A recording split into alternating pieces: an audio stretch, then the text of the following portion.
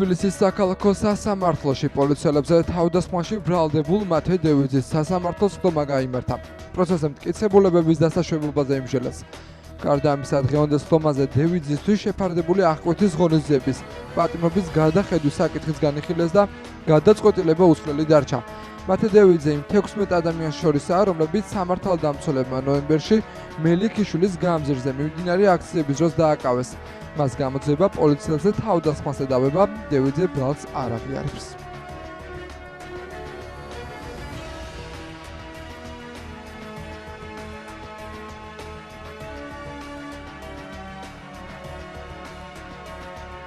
ჩემთვის საქართველოს არის ღირსების საკითხი, წარმოადგენდა როგორც მემკვიდრეა და ჯერავს საკუთარ ვარ ერთ-ერთი ფარი რაღაც ჯანჯიკი არ რაც კი დააკვით ჩემი ქვეყნისა და სანამ ვიბრძოლებ და ვიბრძვი მომავალში აუცილებლად სამწუხაროდ ვიქნები და არაერთი საწინააღმდეგო არ მაქვს. მეწვედეს მუნდირის მატარებით არის სრიმინალა რაღაც ჩემი გარემოთი 99% თუნდაც სუფრაზე იქნება სადმე ვიქრიფები არის მუნდირის მატარება. მისნების შემდეგ წინა მოსამართლოს ვაიწყოთ და ჩემი ოჯახური მდგომარეობა არის ჩემი არსობი აღწერილი მომწვიდა ჩემს ოჯახს საყვარელს პატიმრობა ეს არის პროფესიონალი ჩემი პირობებში არანაირად არ ვსწავლობ. ეს საფრთხეები არის მიმავალის დასაბუთებული ვარაუდი, ასევე ახალი დანაშაულის ჩადენის დასაბუთებული ვარაუდი. ბრალდების მხარე მიმავალის დასაბუთებული ვარაუდის არსებობის პირობებში შეაფასა მისი ქცევა დანაშაულის ჩადენის შემდგომ.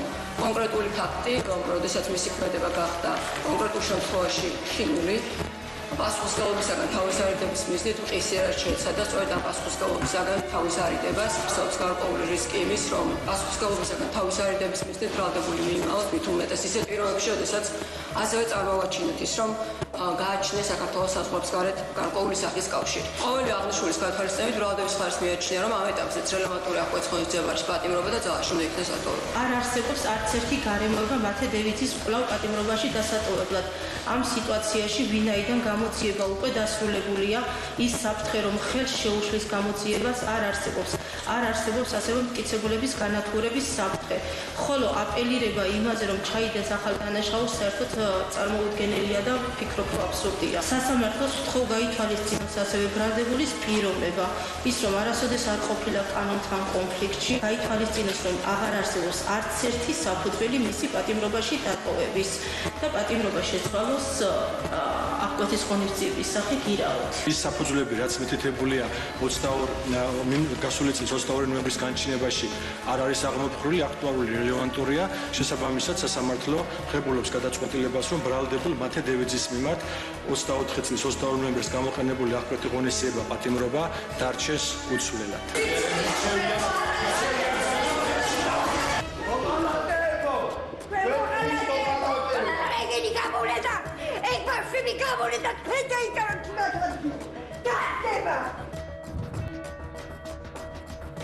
ევროსაბჭოს საპარლამენტო ასამბლეის თანამომხსენებლების ვიზიტი გრძელდება. ასამბლეის წევრები კლოდ კერნი და ედით ესტრელა პარტია გახარია საქართველოს წარმომადგენლებს შეხვდნენ, მანამდე კი სხვა ოპოზიციურ პარტიებთან გამართეს შეხვედრა. შეხვედრაზე საუბარი 26 ოქტომბერს ჩატარებულ არჩევნებსა და აქციების დროს დაშავებულ მომიტინგეებს შეეხო. დღესვე ევროსაბჭოს საპარლამენტო ასამბლეის თანამომხსენებლები შინაგან საქმეთა მინისტრსა და მის მოადგილეებს შეხვდნენ. აინტერესებდათ როგორ შეიძლება მოვლენები განვითარდეს, ჩვენ მოვიყავით იგივე, რასაც თქვენთანაც ყვებით ყოველდღიურ რეჟიმში. აინტერესებდათ პროტესტი როგორ გაგრძელდება, ხსენით ეს პროტესტი გაგრძელდება, მანამ სანამ ეს ხალხი არ გაიმარჯვებს, ხალხი რომელიც ყოველდღე გამოდის რუსთაველზე. აინტერესებდათ რა შეიძლება იყოს საბოლოო ჯამში გამოსავალი, ფინალი დაუხსენეთ, რომ მხოლოდ ორი პუნქტია და უთხარი, რომ ჩემს მერე მოვლენ სხვა პოლიტიკური ჯგუფები და შეიძლება თავი დავდო, რომ ყველასგან იგივეს მოისმის, რომ ეს არის პოლიტიკური პატიმრების გათავისუფლება და ეს არის ახალი არჩევნების ჩატარება ახალი წესებით, ახალი ადმინისტრაციით. მაინტერესდა ვადები, რამდენი ხანი შეიძლება მოხდეს ეგრეთ მაგაზე ზუსტი პასუხისმგებელი არავის არ აქვს. დელეგაცია არის აქ იმისთვის, რომ შეაგროვოს მტკიცებულებები იმ რეპრესიების, ადამიანის უფლებათა დარღვევის, რასაც ყოველდღიურად ვხედავთ. რაც შეეხება ეგრეთ წოდებული ხელისუფლების, არალეგიტიმური ხელისუფლების დელეგაციის უფლებამოსილების ცნობის საკითხს, იცით რომ ამ საკითხზე ჩვენ მივწერეთ მათ შორის ევროსაბჭოს საპარლამენტო ასამბლეის პრეზიდენტს, რადგან მიგვაჩნია, რომ სწორედ არაღიარების პოლიტიკის გაგრძელება და განმტკიცება არის ის, რომ ევროსაბჭოს საპარლამენტო ასამბლეამ არ აღიაროს არალეგიტიმური ხელისუფლების უფლებამოსილება. დღეს საქართველოს ყველა მოკავშირე ფიქრობს იმაზე, რა შეიძლება იყოს გამოსავალი და გვქონდა სწორედ ამაზე საუბარი, რატო არის ჩვენი აზრით მნიშვნელოვანი, რომ სწრაფად დაინიშნოს ახალი არჩევნები. გვქონდა საუბარი იმაზე, როგორი ხედვა არის ამ არჩევნებთან დაკავშირებით, იმიტომ რომ ვფიქრობ, რომ დღეს ყველა ვინც კარგად იცნობს საქართველოს შექმნილ ვითარებას და მათ შორის არამხოლოდ ეხლა, არამედ გასული წლების მანძილზე ახლოდან აკვირდება ჩვენს ქვეყანაში მიმდინარე მოვლენებს, აცნობიერებს, რომ ესეთი გამოწვევების წინაშე ეს ქვეყანა ფაქტიურად არასდროს არ ყოფილა გასული წლების მანძილზე და აცნობიერებს იმასაც, რომ დღეს ახალი არჩევნების გარეშე ქვეყანა კრიზისიდან ვერ გამოვა. გუშინკი ვიზიტის ფარგლებში ევროსაბჭოს საპარლამენტო ასამბლეის თანამომხსენებლები მმართველ გუნდს შეხვდნენ. პირისპირ შეხვედრა გაიმართა პარლამენტის თავმჯდომარესთან. დახურულ კარს მიღმა დისკუსია საათ ნახევარს გაგრძელდა. ევროსაბჭოს საპარლამენტო ასამბლეის წევრები ასევე შეხვდნენ ქართული ოცნების საპარლამენტო უმრავლესობის წევრებს. ქართულ ოცნებაში აცხადებენ, რომ აქცენტი გაკეთდა საერთაშორისო დონეზე საქართველოს კურსთან მიმდინარე მოვლენებთან და არჩევნებთან დაკავშირებით. დისკუსია გუშინ უკვე შედგა არასამთავრობო ორგანიზაციებთან. გამოიკვეთა, რომ იყო საკითხები, რომლებიც მათ არ ჰქონდათ სრული ინფორმაცია, ან არ ჰქონდათ დაზუსტებული ინფორმაცია, ან ჰქონდათ არასწორი ინფორმაცია ამ თვალსაზრისით, ასევე თქვენ რომ შეხვედრა იყო შინაგან საქმეთა სამინისტროში, იქაც დეტალურად მიიღეს ინფორმაცია და გააკეთა შინაგან საქმეთა სამინისტრო 26 ოქტომბერს, როგორ განვითარდა ქვეყანაში მოვლენები, ასევე შეხვედრა საქართველოს პრემიერ-მინისტრთან, ერთგვარი შემაჯამებელი შეხვედრა და მე დარწმუნებული ვარ, რომ მათ ექნებათ საშუალება ობიექტური ინფორმაცია მიიღონ და რაც ყველაზე მთავარია დაწერონ ობიექტური დასკვნა. მნიშვნელოვანია, რომ საბჭოს დელეგაციის წევრები მათ შორის შეხვდებიან ოპოზიციას, ალბათ სამოქალაქო სექტორსაც, მათი მხრიდანაც მიიღებენ ინფორმაციას, თუმცა რამდენად იქნება ეს ინფორმაცია სწორი, ეს ცალკე საკითხია. არ მაქვს არანაირი საფუძველი ჯერჯერობით არ შევაფასო ეს შეხვედრა დადებითად. კითხვები ხა დეტალებში რო არ შევიდე, იყო ზოგადად შეეხებოდა დღეს საქართველოში მიმდინარე პოლიტიკურ საკითხებს, კონკრეტულად თემები შეეხებოდა არჩევნებს, კონკრეტულად თემები შეეხებოდა აქციების თემას, თემები შეეხებოდა ასე ვთქვათ ოპოზიციის ქმედებებს, საქმედებებსაც ხედავთ დღეს, რა ქმედებებსაც ხედავთ 2020 წელს. პოლიტიკური შეფასებების თემაა არჩევნების შესაძლო გაყალბების ფაქტზე საქართველოს გენერალური პროკურატურის გამოძიების შუალედური ანგარიში. ოპოზიცია პროკურატურის გამოძიებას არ ენდობა და აცხადებს, რომ არჩევნები იყო სისტემატურად გაყალბებული. განსხვავებულია მმართველი გუნდის შეფასება, რომელიც აცხადებს, რომ ნებისმიერი განცხადება, რომ არჩევნები მიტაცებულია, სიცრუე აღმოჩნდა. საქართველოს გენერალური პროკურატურის ინფორმაციით მოწმეთა უმეტესობამ გამოძიებას ვერ მიაწოდა ვერანაირი მტკიცებულება არჩევნების სავარაუდო გაყალბების თაობაზე. ექსპერიმენტის ფარგლებში კი, რომელიც უწყების განცხადებით საერთაშორისო ექსპერტების ჩართულობით აიგეგმა, გამოირიცხა ერთი ამომრჩევლის მიერ როგორც სხვადასხვა, ასევე ერთსა და იმავე საარჩევნო განმეორებითი თუ მრავალჯერადი ხმის მიცემის თეორიული შესაძლებლობა. საგამოძიებო პროცესი კი ისევ გრძელდება. ივანიშვილის ჯიბის პროკურატურის გადასაწყვეტი ნამდვილად არ არის ქვეყანაში იქნება თუ არ იქნება ახალი არჩევნები, ეს არის ქართველი ხალხის გადასაწყვეტი და ეს გადაწყვეტილება უკვე მიღებულია, ამიტომ რომ ხედავთ, რომ საყოველთაო ეროვნული პროტესტის მოთხოვნა არის სწორედ ახალი არჩევნები ივანიშვილის სუსის და მის მიერ კონტროლირებადი CSKA-ს გარეშე. პროკურორს არავინ არ ეკითხება ამ ყველანში არჩევნები ჩატარდება თუ არ ჩატარდება ახალი პოლიტიკური საკითხები და პროკურორის საქმე საერთოდ არ არის. მე რაც ლაპარაკეს თავიდან ბოლომდე არის ტყუილი და მათ შორის მოდის წინააღმდეგობაში იმ მონაცემებთან, რომელიც მანამდე CSKA-სკომა გამოყენებოდა. საუბარი იმაზე, რომ ამ აპარატებში ვიღაცა გარედან ტიპები ვერ შევიდოდნენ და მაგათად ორჯერ მიცემდა ხმას, ან სხვა ადამიანები ვერ შევიდოდნენ მიცემდა ხმას, არის სისულელე. ერთი იმის გამო, რომ ფაქტები და მტკიცებულება არსებობს, ფოტო და ვიდეო მასალები არსებობს, სადაც ადამიანები შედიან უბანზე, სხვისი პირადი ნომრით. ჩვენ არანაირი მელოდინი ცხადია, რომ არ გქონია პროკურატურისგან, რომ რაიმე სხვადასხვას გააკეთებდა, ამიტომ არის, რომ ჩვენ იმ თავითვე მოვითხოვეთ საერთაშორისო გამოძიება, თუმცა შემიძლია გითხრათ, რომ დღეს უკვე იმდენი დრო გავიდა არჩევნებიდან, რომ ეს ხელისუფლება, რომელსაც ხელთ აქვს ყველა ბერკეტი, რომ გაანადგუროს მათ შორის საკუთარი დანაშაულის კვალი, ამ მიმართულებით ცხადია, რომ მუშაობს ძალიან აქტიურად და იმუშავა. საქართველოს პროკურატურამ არჩევნების შემდეგ დაიწყო ფსევდო გამოძიება იმისთვის, რომ დაედგინა, რომ რეალურად 2024 წლის საპარლამენტო არჩევნები არ გაყალბებულა. საქართველოს პროკურატურის მიერ დაწყებული გამოძიებით ივანიშვილი ცდილობს, რომ გადაარჩინოს საკუთარი რეჟიმი და ცდილობს, რომ შიდა ლეგიტიმაცია მოიპოვოს ჩვენს ქვეყანაში, თუმცა რა თქმა უნდა, ნდობა არის ძალიან მცირე ამ გამოძიების მიმართ. ის ამით ვიარაც არჩევნები დასრულდა და ამ პერიოდის განმავლობაში ოპოზიციამ ვერ წარმოუდგინა ვერც ერთი მტკიცებულება, მიუხედავად იმისა, რომ მათ არ ითანამშრომლეს, არ წარადგინეს შესაბამისი მტკიცებულებები, პროკურატურამ მაინც გამოძიების პარალელში ჩაატარა არაერთი ექსპერიმენტი და დადასტურდა ის, რაც ისედაც ცნობილი იყო, რომ იგივე ვერიფიკაციის აპარატები და ეს თავად ოპოზიციამ ყველაზე კარგად იციან მათი კომისიის წევრებმა, გავიხსენოთ სალომე ზურაბიშვილის განცხადებები, ნიკა გვარამიას განცხადებები, სხვა ოპოზიციის ლიდერების განცხადებები, რომ დიახ ვერიფიკაციის აპარატი უზრუნველყოფდა პრინციპს ერთი ამორჩეველი ერთი ხმა. ძალიან მნიშვნელოვან საგამოძიებო დეტალებზე ისაუბრეს, თუ რამდენი ადამიანია რეალურად გამოკითხებული და რიგი საგამოძიებო ქმედებები. მარტო 2000-ზე მეტი აპარატი იყო შესწავლილი მეხსიერების ჩიპებით, ასევე იმ კომპანიის წარმომადგენლები ჩართული ამ საგამოძიებო, ესე ვთქვათ, მოქმედებებში, ასევე ყველაზე მთავარი და მნიშვნელოვანი, რაც მოვისმენთ პროკურატურიდან, დღესაც ელოდებიან, რომ წარმოადგინონ რაიმე ფაქტები იმ ადამიანებმა, რომელიც ყველას კარგად გახსოვს, გაჰყვიროდნენ პირდაპირ ეთერში, რომ აი არჩევნები გაყალბდა. ყველა ინსტანციამ დაადგინა, რომ არავითარი არც გაყალბება, არც რაიმე მნიშვნელოვანი მანიპულაცია მარჩვენებზე არ მოხდარა, ეს დაადგინა პირველ რიგში ეუთო ოდირმა, რომელმაც უარყო 5-ვე ძირითადი ბრალდება, რითაც გამოდიოდა რადიკალური ოპოზიცია, ეს დაადგინა საკონსტიტუციო სასამართლომ და ეს პრაქტიკულად უკვე დაადგინა საქართველოს პროკურატურამ. და ასევე ეს ფაქტი დასტურდება იმით, რომ ყველა თავს არიდებს გამოძიებას მისვლას გამოკითხვაზე, მიზეზი არის მარტივი. არავის არ აქვს არავითარი მტკიცებულება, არათუ გაყალბებასთან დაკავშირებით, რაიმე არსებით მანიპულაციასთან დაკავშირებითაც კი. შესაბამისად, ყველაფერი არის დღესავით ნათელი, როგორც ჩვენ 4 წლის წინ დავამტკიცეთ რადიკალურ ოპოზიციას, რომ არა არჩევნები იყო გაყალბებული, არამედ გაყალბებული იყო მათი პარალელური დათვლის შედეგები, ასევე წელსაც დამტკიცდა, რომ გაყალბდა არა არჩევნები, არამედ გაყალბდა მათი exit poll-ები.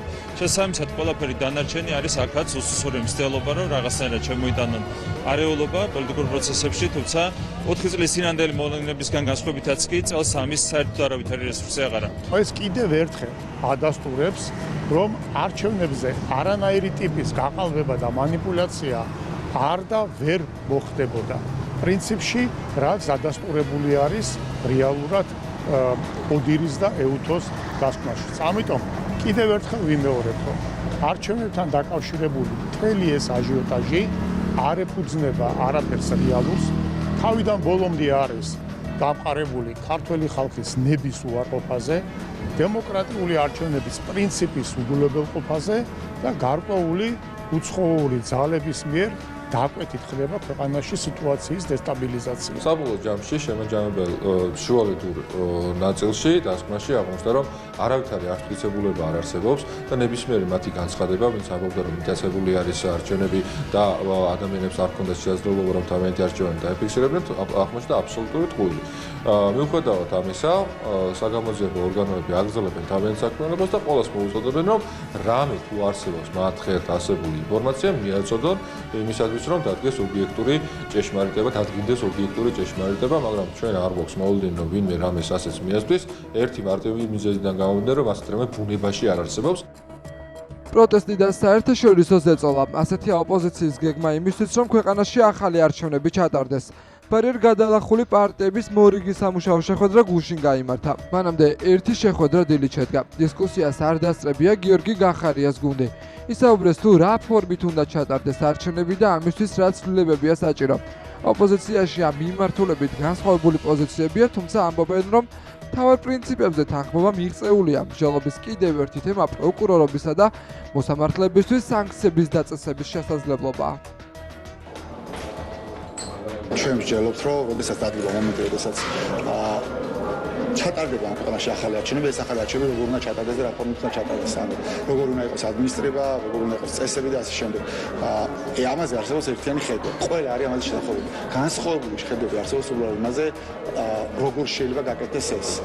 საუბარი იმაზე, რომ გაკეთდეს ისე, რომ ამას დაჭირდეს საკანონმდებლო ცვლილებები და თუ დაჭირდება საკანონმდებლო ცვლილებები, ეს საკანონმდებლო ცვლილებები როგორ უნდა განხორციელდეს, თუ გაკეთდეს ისე, რომ ამას არ დაჭირდეს საკანონმდებლო ცვლილებები და რაღაცა სხვა გზები იყოს მოძებნილი. ამაზე არის ახლა უდავ დისკუსია, რომ შეუთანხმოება არაფერი არ არსებობს. ხედვა არის ერთიანი, უბრალოდ დეტალებზე არის საუბარი, რომელი გზა იქნება უფრო. ჩემი პოზიცია თუ გაინტერესებთ არის ის, რომ ეხლა ამ წუთში დევს მაგიდაზე სამი სცენარი და ჩემთვის სამივე არის მისაღები. ჩვენ მიგვაჩნია, რომ ხელახალი არჩევნების დანიშვნის შემთხვევაში აუცილებელია განხორციელდეს რიგი ცვლილებები იმისთვის, რომ საარჩევნო გარემო გაჯანსაღდეს და შეიცვალოს ჩვენს ქვეყანაში და შეიცვალოს რიგი უწყებების ხელმძღვანელობა. ეს უნდა მოხდეს პოლიტიკური კონსენსუსის გზით და ეს უწყებები 6 უწყება არის, რომელთა ხელმძღვანელობა უნდა შეიცვალოს, უნდა დაინიშნოს პოლიტიკურად ნეიტრალური ადამიანები, რომლებიც უკვე მოახდენენ არჩევნებში ჩართულობას და ჩაატარებენ თავისუფალ და დამოუკიდებელ არჩევნებს. ქართული ოცნება ავრცელებს სრულ ინფორმაციას და პროპაგანდას, რომ თითქოს ვიღაც აპირებს, რომ ამ პარლამენტში საქმიანობა გააგრძელოს, არავინ არ იქნება ოპოზიციიდან წარმოდგენილი ამ პარლამენტში. მეორე, საერთაშორისო ასპარეზზე არაღიარების და დელეგიტიმაციის პროცესი მხოლოდ გაღრმავდება. ჩვენ ამაზე აქტიურად მუშაობთ, იცით, რომ ლელუს ლიდერები დღეს არიან ვაშინგტონში და სწორედ რეჟიმის შემდგომი წნეხის გაზრდის მიზანი არის ამ ვიზიტის, ასე ვთქვათ, ამოცანა და მესამე მნიშვნელოვანი კომპონენტი ეს არის მუდმივ რეჟიმში ზეწოლა ხელისუფლებაზე. ჩვენ, მათ შორის ოპოზიციური პარტიები, აქტიურად ვუჭერთ მხარს ხალხის წინააღმდეგობა. დარწმუნებული ვარ, რომ წნეხით ქვეყნის შიგნიდან, წნეხით ქვეყნის გარედან, არაღიარების პოლიტიკის შენარჩუნებით, სანქციების პოლიტიკის გაგრძელებით და რაც მთავარია, ჩვენი შეუპოვარი და დაუღალავი ბრძოლით ქვეყნის შიგნიდან, იმ პროტესტით, რომელსაც ჩვენ თვენახევარია ვხედავთ რუსთაველის გამზირზე, აუცილებლად მივაღწევთ, აუცილებლად გათავისუფლდება ყველა პოლიტიკური ტყვე და ამ ქვეყანაში ჩატარდება ნორმალური არჩევნები, რომელიც ასახავს ქართველი, პროევროპელი, თავისუფალი და თავისუფლების მოყვარე ქართველი ხალხის ნებას. 2025 წლის 4 ოქტომბერს არის ადგილობრივი თვითმმართველობის არჩევნები, საპარლამენტო არჩევნები იქნება 2028 წლის 28 ოქტომბერს. ამით ოპოზიციას ურჩევ გაუგებარი დოკუმენტებზე წერას და მასზე მუშაობა ჯობია მოიზადოთ ადგილობრივი თვითმმართველობის არჩევნებისთვის, რადგან ქვეყანაში არჩევნების დანიშვნის საკითხი არ განიხილება, მათ შორის სწორედ იმ მტკიცებულებების ვერ წარმოადგენიდან გამომდინარე, რომელიც თავად ოპოზიციამ ვერ წარმოადგინა, ვერც პროკურატურაში, ვერც საზოგადოებისთვის და ჩვენი დასავლელი პარტნიორებისთვის. ამიტომ საუბარი იმაზე, რომ არჩევნები დაინიშნება, რა თქმა უნდა, არ არის გონივრული, რაც შეეხება ტექნიკური მთავრობის შექმნას, მათ შეუძლიათ სალომე ზურაბიშვილის ოფისში შექმნა მთავრობა, ჩამოაყალიბონ, ითამაშონ ხელისუფლებანა, ისევე როგორც მათ შეუძლიათ თბილისის ცენტრალის ოფისში ჩამოაყალიბონ პარლამენტი და იქ პარლამენტარობა ითამაშონ.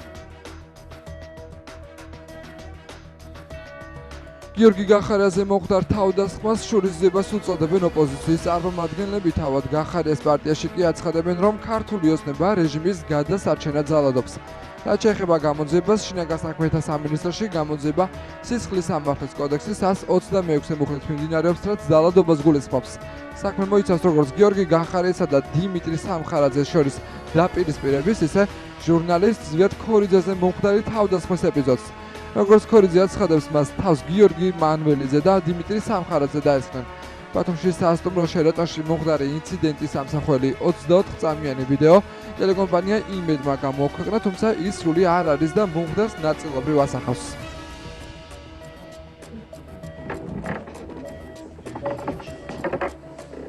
ივანიშვილის დავალებით 10-მდე უნიხბო ადამიანმა განახორციელა ჩვენი აზრით დაგეგმილი თავდასხმა ჩვენი პოლიტიკური ძალის ლიდერზე გიორგი გახარიაზე.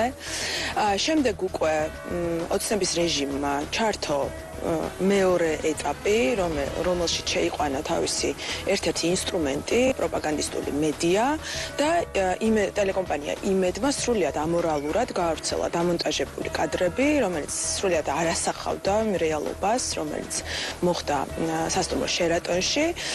ჩვენ ამჟამად ველოდებით გამოძიებას და მის შედეგებს. ქართული ოცნება, რეჟიმი უკვე ყველა ფრეზზე წამსვლელი ხდება, იმისთვის რომ რაღაცნაირად შეინარჩუნოს ძალაუფლება, რომელსაც არ აღიარებს არავინ ჩვენ დასავლურ პარტნიორებისგან არ აღიარებს ხალხი და პროტესტი 50-ე დღეა და ხალხი არ ჩერდება.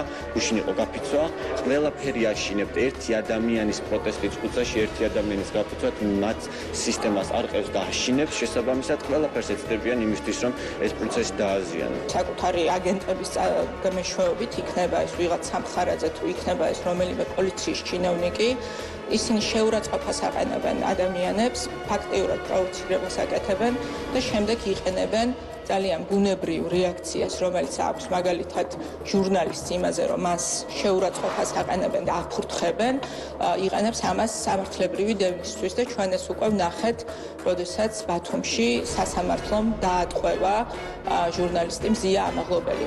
ამიტომ მე ვერ გამოვრიცხავ იმას, რომ იგივე ტაქტიკით იმუშაოს რეპრესიულმა რუსულმა რეჟიმმა პოლიტიკოსების წინააღმდეგ ერთმნიშვნელოვნად და ცალსახად ვგმობ ამ ძალადობას გიორგი გახარიას წინააღმდეგ. ეს არის არამხოლოდ პოლიტიკური შურისძიების და ძალადობის გამოვლინება ერთი კონკრეტული პოლიტიკური ლიდერის წინააღმდეგ. არამედ ეს არის მცდელობა ქვეყანა გადაისროლოს ივანიშვილმა ბნელ 90-იან წლებში სრულ განუკითხაობაში, ურთიერთდაპირისპირებაში და ამის შესაძლებლობა არ უნდა მივცეთ ისევ ჩვენ საქართველოს მოქალაქეებმა ჩვენი ერთიანობით, ჩვენი ბრძოლით და ჩვენი სიმტკიცით. ყველა ნახეთ, რომ პირველი კონფლიქტი დაიწყო გიორგი გახარიამ, გიორგი გახარია იყო ფიზიკურად.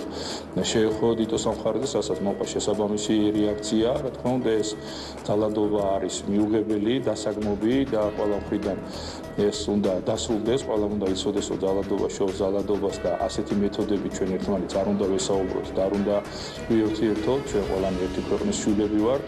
ერთ სახელმწიფოს ვესახურებით, ერთ ხალხს ვესახურებით, ამიტომ თუ ეს მიდგომები შეიძლება პირველ რიგში ოპოზიციის მხრიდან იქნება ძალიან კარგი, იმიტომ რომ ყველა ნახა ის კადრები, რომლებიც გავრცელდა, თუ ვინ იყო ამის ინიციატორი. რა თქმა უნდა, დაველოდოთ გამოძიების შედეგებს, მაგრამ ყველამ უნდა იცოდეს, რომ სიძულვილის ენა, ბულინგი სოციალურ ქსელში იქნება თუ პირადად არის ყოველთვის მიუღებელი და უნდა შევეცადოთ, რომ ჩვენ სიძულვილი დავტოვოთ წარსულში. ჰელსინკის კომისიის ხდომა სამხრეთ კავკასიის უსაფრთხოების საკითხებში ექსპერტის სტატუსით ესწრებოდა პროფესიით ჟურნალისტი ოლესია ვართანიანი.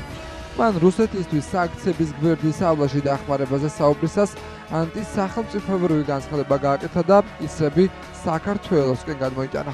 როდესაც ვიზიტით ვიყავით, იყო ცნობები, რომ აზერბაიჯანი ეხმარება რუსეთს სანქციების გვერდის ავლაში, განსაკუთრებით კი ენერგიის გადინებაზე რუსეთიდან აზერბაიჯანის გავლით. თუმცა ასევე არის ცნობები, რომ იგივე ხდება სომხეთშიც, რომ იგი ეხმარება რუსეთს სანქციების თავის არიდებაში. მე მთელ სამხრეთ კავკასიის რეგიონში ვმუშაობდა როგორც წესი დასავლელ მაღალჩინოსნებთან და დიპლომატებთან ამ საკითხის განხილვისას არა სომხეთზე, არამედ საქართველოსია საუბარი. პოლიტურად უტიტრად, უნამუსოდ ხეპრულად გამოდის ვინმე ოლესია ვარტანიანი და აკეთებს მოხსენებას იმასთან დაკავშირებით, რომ ეს არ ეხება სომხეთს და საქართველოა დავდაშავე ესეთ გადაცემაში, რასაც ქვია რუსეთისათვის ხელშეწყობა სანქციების გვერდის ავლის საქმეში. ეს მოხდა, ეს იმას არ ნიშნავს, რომ ჩვენ და სომხეთ შორის რაიმე ურთიერთობები ამეთი არის დაზიანებული. პირიქით, ჩვენი ურთიერთობები, როგორც იყო მეგობრული, ასევე რჩება, მაგრამ ადამიანები არსებობენ, რომელიც განზრახ მრავალი მიმართულებით თესავენ ამ ბოროტებას. ერთი რომ თითქოს და საქართველოს და სომხეთის დაპირისპირებას ახდენს და მეორე სრულ სიცრუეს აუცილებს ამასთან იმასთან დაკავშირებით თუ როგორ იქცევა საქართველო.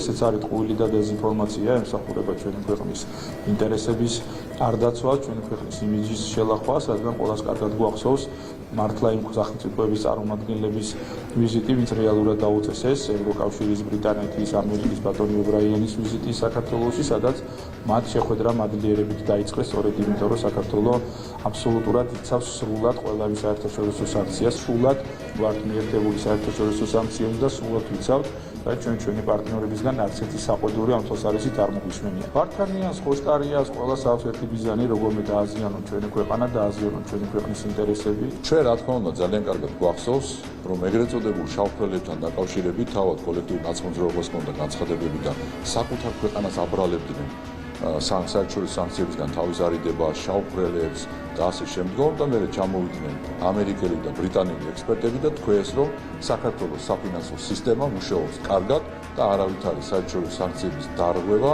არ არსებობს ქვეყანაში.